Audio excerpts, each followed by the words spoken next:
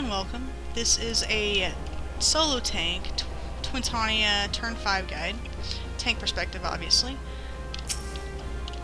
First thing you need to be aware of a tank is the placement of the neurolinks during this fight, and that right now in this guide I have denoted them by waypoints.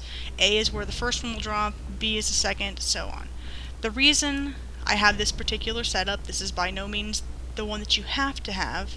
Any really configuration will work. This is just the one that I use. The reason I do this mostly is because of B. The reason I have B at the place that it's at is for two specific reasons. The first one being it's close to the dive bomb pit, which is where Twintania will be going into Phase 3. So we don't have to go far. Also, I like to put B there because the DPS who will be standing in B at the end of Phase 3 will be able to target Twintania at C without leaving the Neuralink. The tank is in A. We keep them apart so that when the tank gets plummeted going into Phase 4, the raid won't get plummeted. It's very simple. C is where I drop the final Neuralink. That's where I tank her for the end of the fight. It's no big deal. I will do the entire pull by myself.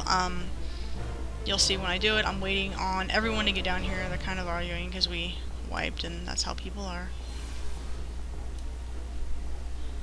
Just waiting on buffs.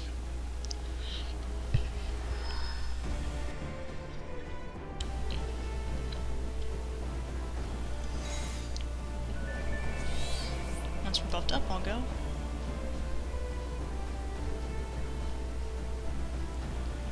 The scholars are bickering.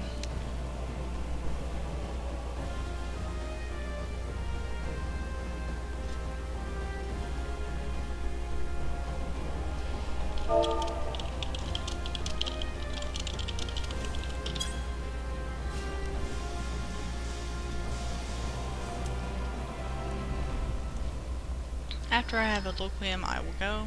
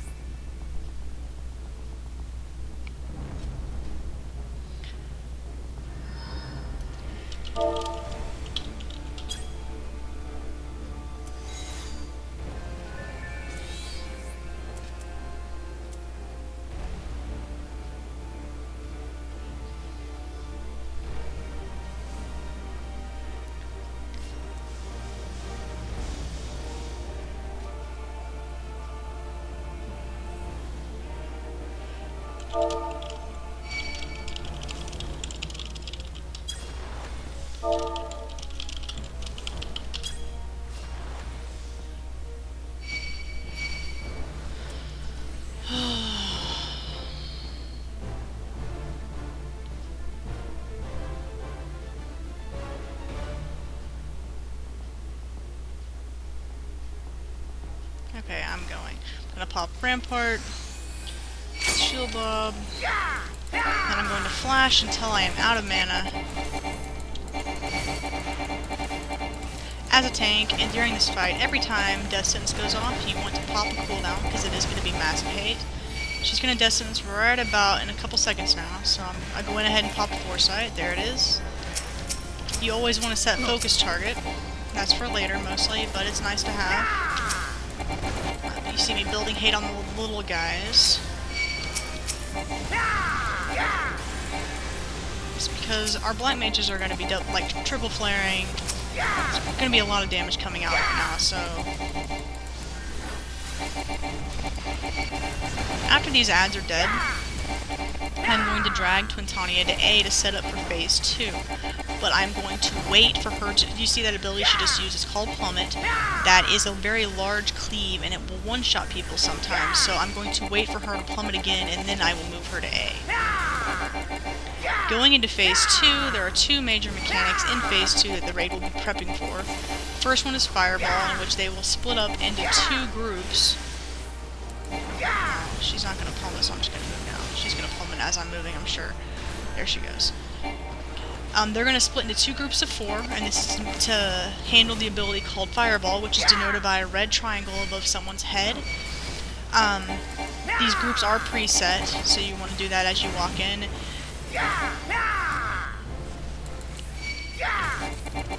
Basically, Fireball is mitigated by however many people are in your immediate vicinity. You never want more than 4 in a group, however. So, and pets do count toward this. There's the first fireball. Right now she's going to turn to cast it, and I'm going to take her to B. As a tank, you need to be aware, like she likes death sentence there sometimes, so be aware you might need to pop a cooldown. They're getting back into their groups and preparing for the next ability called Conflagration, which is denoted by that blue mark that you see. The person with Conflagration runs directly beneath Twintania, and then they're going to be imprisoned. The reason they run directly beneath Twintania is because it's an AoE prison that will entrap anybody around them, and Twintania is the easiest and safest place to go without trapping anybody else. The DPS that are not trapped break them out, and then we continue going.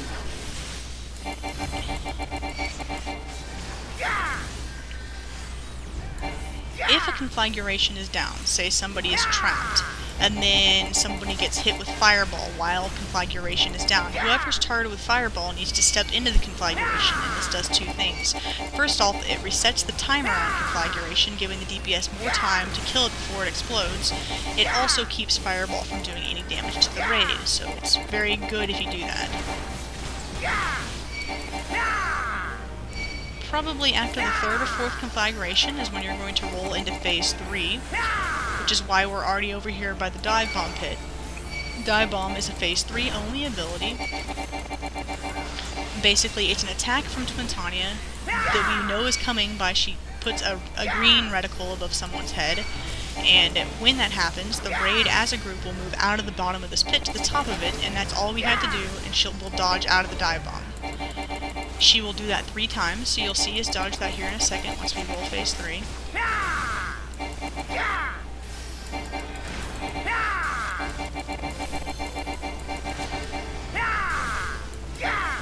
There it goes. We're all stacking up in the very bottom of the pit, a very tight stack.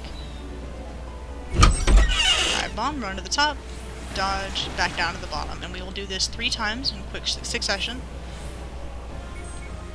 2. Back to the bottom. On the third one, she's going to spawn ads. So as a tank, you need to stay at the top of the hill and wait for the ads to spawn. You're going to get hate on all of them.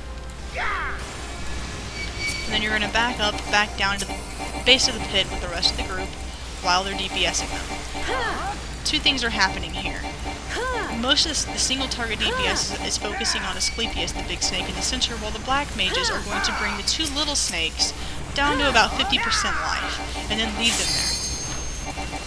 That is for later. When the snakes die, the little snakes, they put a debuff on everyone around them that increases their damage taken, and that's how we kill Asclepius in time, is by killing the little snakes. But we're not going to do that until after this, basically.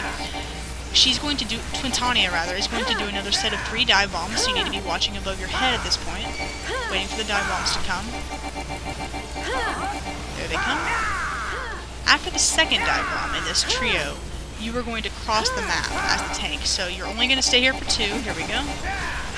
As you're crossing the map, you want to pop Tempered Will, so that if you get hit with dive bomb, you do not get knocked back. I did not get targeted. There's Hallowed Ground, because I'm about to take a lot of damage. And then I need to group everything up very tight, because our black mages are already limit breaking to kill those snakes. You want to pop big cooldowns right here. I have Sentinel and Convalescence going because I'm taking a lot of damage.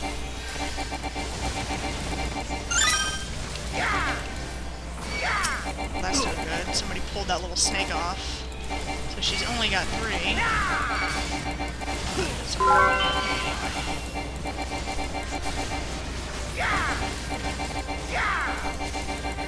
After Asclepius dies, the raid is going to get into the Neuralink at B, and I'm going to get into the Neuralink at A. And this is to prepare for going into the 4th phase. She does a very large AoE attack after this phase. That's why we're in the Neuralinks, to mitigate the damage. Going into Phase 4, there are 2 new mechanics in addition to Death Sentence that you need to be aware of. The first one is Twister. Twister and his attack that when it's finished casting, if you are standing still, you will die. And that's raid-wide. So the entire raid, when she begins to cast Twister, needs to move. There's Twister, we all move. And then we're fine. The second ability is this Dread Knight here. Basically, they stun a random party member not the tank, and they will walk very slowly in that party member's direction. If they get to that party member, they will one-shot them. The DPS are going to turn to the Dread Knight as soon as they spawn, and then burn them down, while still dodging twisters if applicable. As a tank, you can stun the Dreadnought 3 times. After the third time, they will begin to resist, so don't try beyond that. You still need to be popping cooldowns whenever you see Dozens, stunning Dread Knights, and dodging twisters, and that's the entirety of this phase.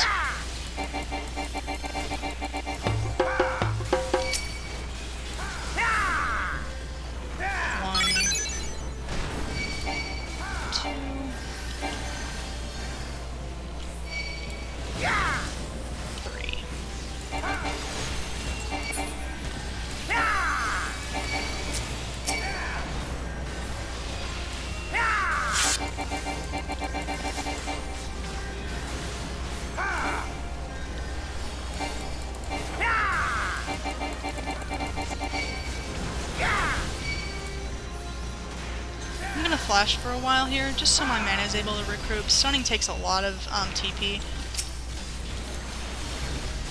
And by this point in the fight, Twintania is on me no matter what, so I can kind of flash for HP. You see I got hit with the death sentence while I was doing that, so I had to pop Rampart on the run.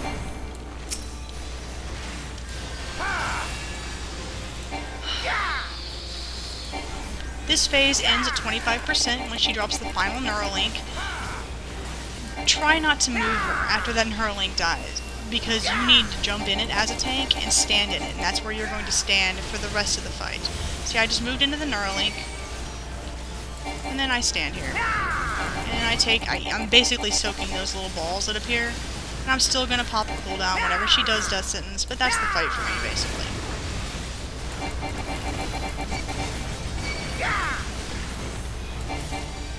Soaking hatches, eating death sentences, and being an all-around badass while everybody else does that.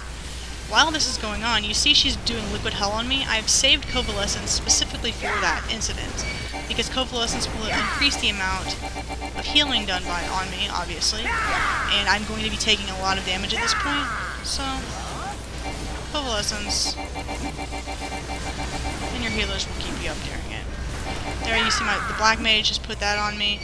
It reduces the fire damage I'm taking. There's Death Sentence. I'm using Sentinel. I'm using my big cooldown right there, because I'm taking a lot of damage, and it was a Death Sentence. Now the fire's gone, so I'm in the clear.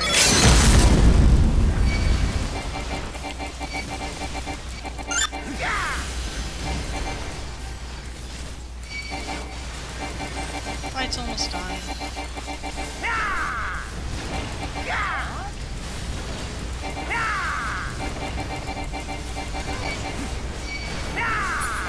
And there we go. Thanks for watching, and good luck to all you tanks out there. It's really not a hard fight, not at all. It's kind of snooze-worthy most of the time. Let's see what dropped. Of course, not my head, but the Summoner book. Thanks for watching, have a good night.